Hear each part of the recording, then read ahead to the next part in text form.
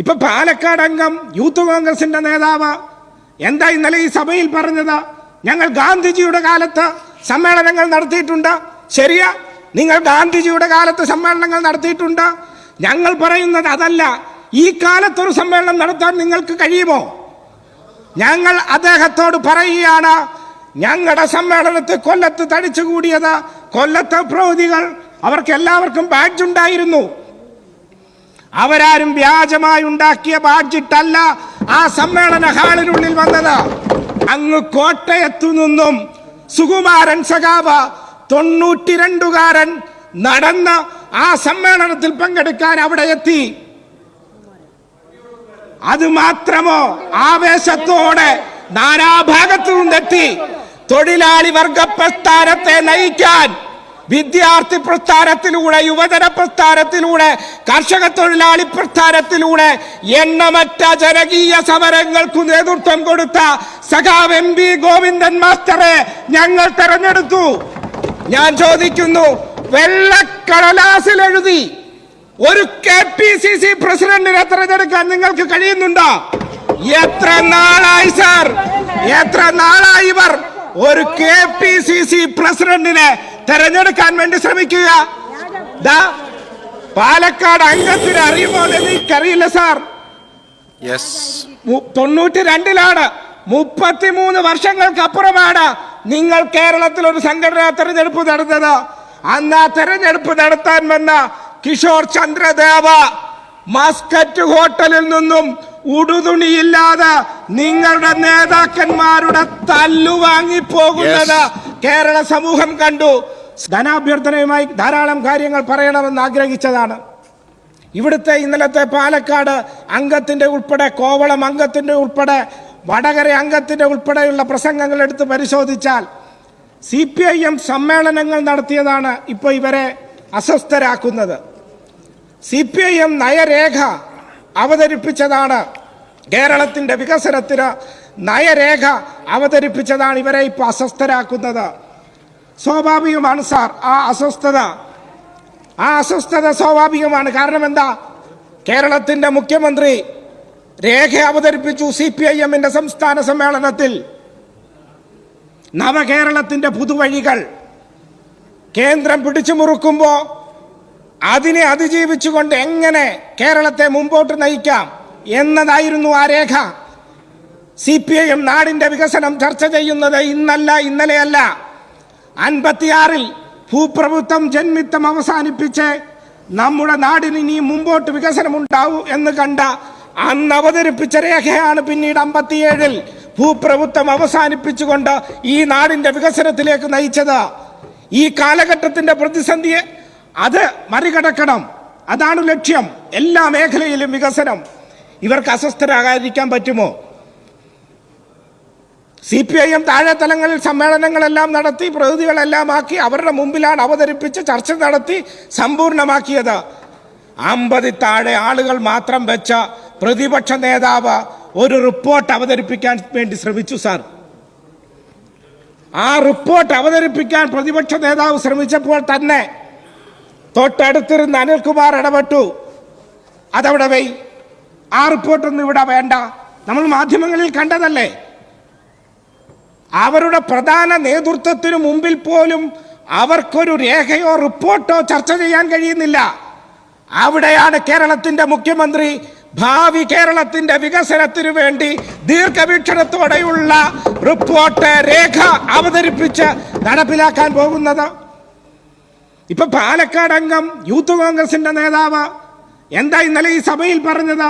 ഞങ്ങൾ ഗാന്ധിജിയുടെ കാലത്ത് സമ്മേളനങ്ങൾ നടത്തിയിട്ടുണ്ട്. ശരിയാ, നിങ്ങൾ ഗാന്ധിജിയുടെ കാലത്ത് സമ്മേളനങ്ങൾ നടത്തിയിട്ടുണ്ട്. ഞങ്ങൾ പറയുന്നത് അതല്ല, ഈ കാലത്തൊരു സമ്മേളനം നടത്താൻ നിങ്ങൾക്ക് കഴിയുമോ? ഞങ്ങൾ അദ്ദേഹത്തോട് പറയുകയാണ്, ഞങ്ങളുടെ സമ്മേളനത്തിൽ കൊല്ലത്ത് തടിച്ചുകൂടിയത് കൊല്ലത്തെ പ്രൗഢികൾ, അവർക്ക് എല്ലാവർക്കും ബാഡ്ജ് ഉണ്ടായിരുന്നു. അവരാരും വ്യാജമായി ഉണ്ടാക്കിയ ബാഡ്ജിട്ടല്ല ആ സമ്മേളന ഹാളിനുള്ളിൽ വന്നത്. ഇതര സംസ്ഥാന തൊഴിലാളികളല്ല അവിടെ വന്നത്. കേരളത്തിലെ 38,000 വരുന്ന ബ്രാഞ്ചുകളിൽ നിന്ന് ആരംഭിച്ച തെരഞ്ഞെടുത്ത പ്രൗഢികൾ. എൻ്റെ അടുത്തിരുന്നത് ഒരു വനിതാ സഖാവായിരുന്നു. വിധവയായിരുന്നു. കഴിഞ്ഞ 48 വർഷമായി വിധവയായി അവർ ജീവിക്കുകയാണ്. കാരണം എന്താ? 48 വർഷങ്ങൾക്കപ്പുറം അടിയന്തരാവസ്ഥയുടെ നാളുകളിൽ ആ അടിയന്തരാവസ്ഥ കാലത്ത് അഭിപ്രായം പറയാൻ, പ്രതിഷേധം അറിയിക്കാൻ ഒക്കെ കോൺഗ്രസ് ഇന്ത്യയിൽ വിലക്കേർപ്പെടുത്തിയപ്പോ ഞങ്ങളുടെ ചുവന്ന കൊടിയും പിടിച്ചുകൊണ്ട് പത്തനംതിട്ടയിലെ മലയാലപ്പുഴയിലെ വള്ളിയാനി ജംഗ്ഷനിൽ ആ ചുവന്ന പതാക ഉയർത്തുമ്പോ നിങ്ങൾ വെട്ടിയരിഞ്ഞു കളഞ്ഞ വള്ളിയാനി അനിരുദ്ധന്റെ ഭാര്യ സഖാവ് കോമളം അനിരുദ്ധനായിരുന്നു എന്റെ അടുത്തിരുന്നത്. അങ്ങനെ ത്യാഗദുർബലമായി പ്രവർത്തിച്ച സഖാക്കളാണ് അവിടെ ഒത്തുചേർന്നത്. എന്തായിരുന്നു? ചെങ്കടലല്ലായിരുന്നോ കൊല്ലം? അറബിക്കടലിന്റെ ആരവത്തെക്കാൾ തീഷ്ണമായിരുന്നു സാർ അവിടെ ഉയർന്ന ഇൻക്വിലാബിന്റെ ശബ്ദം.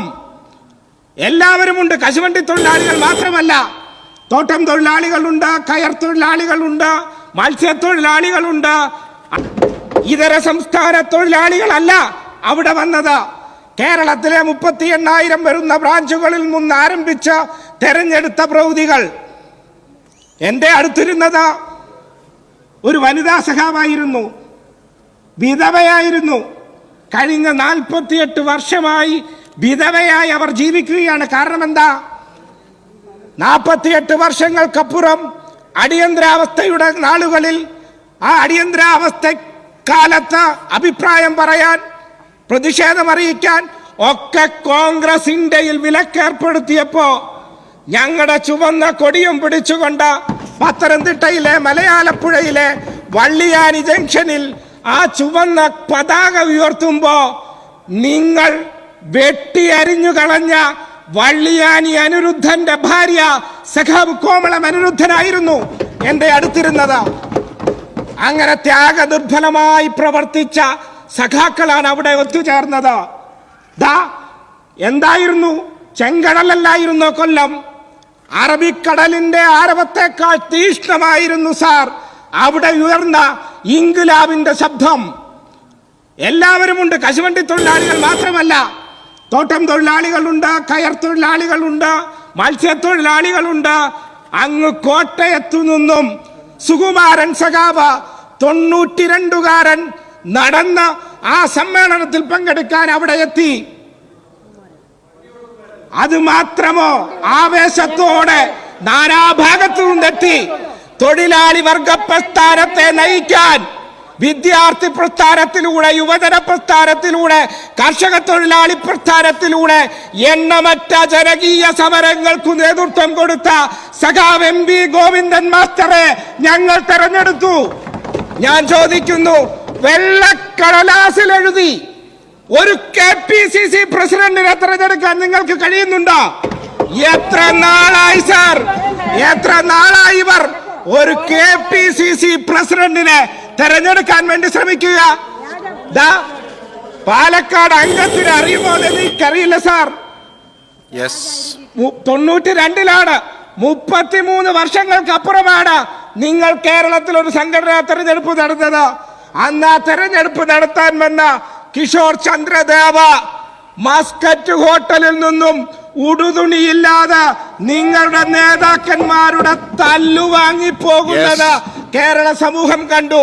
സാർ, സ്വാഭാവികമാണ് CPIM നടത്തുന്ന ഈ സമ്മേളനത്തിൽ ഇവർ അസ്വസ്ഥരാകുന്നത് എന്ന് മാത്രം പറഞ്ഞുകൊണ്ട് ഈ ധനാഭ്യർത്ഥനകളെ പിന്തുണച്ചുകൊണ്ട് എന്റെ വാക്കുകൾ ഉപസംഹരിക്കുന്നു. ശ്രീ UR പ്രദീപ്.